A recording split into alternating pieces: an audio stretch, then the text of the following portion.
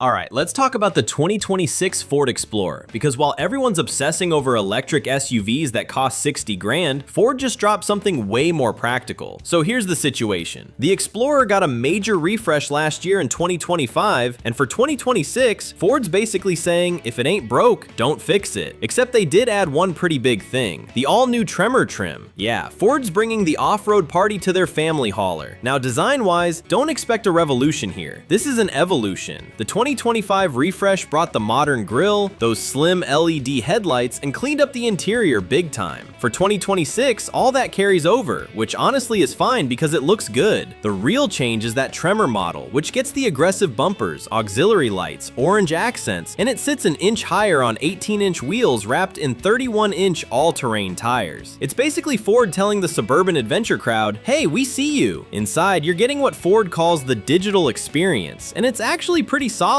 Every single Explorer comes standard with a 13.2-inch center touchscreen and a 12.3-inch digital cluster up front. That's huge. Wireless Apple CarPlay, Android Auto, Google built-in, Amazon Alexa. It's all there from the jump. The ST line and higher trims get the Bang & Olufsen audio with 10 speakers. And if you go Platinum or spring for the Tremor Ultimate package, you're looking at 14 speakers. But here's the kicker, Blue Cruise. Ford's hands-free highway driving system is available, but it's a subscription. So yeah, you're paying extra for that on top of the truck. Seating? It's a 3-row with space for 7 if you get the bench seat in the second row, or 6 with the captain's chairs. The third row is fine for kids, not great for adults with just 32 inches of legroom back there. Cargo space starts at 16.3 cubic feet behind that third row, jumps to 46 cubes with it folded, and maxes out at nearly 86 cubic feet total. Not class leading, but it'll handle your Costco runs and camping gear. Performance is where the Explorer gets interesting. The base engine is a 2.3-liter turbocharged 4-cylinder, making 300 horsepower and 310 pound-feet of torque. That's standard on the Active, ST line, Tremor, and Platinum trims. But if you want the sauce, there's the 3-liter twin-turbo V6 pumping out 400 horses and 415 pound-feet. That's standard on the ST and optional on the Tremor for an extra $11,850. Yeah, that's not a typo. Both engines get a 10-speed automatic. Fuel economy? The 4-cylinder gets 29 highway with rear-wheel drive, drops to 27 with 4-wheel drive. The V6 gets 25 highway either way. Not amazing, but not terrible for a 3-row SUV that can actually move. And speaking of moving, the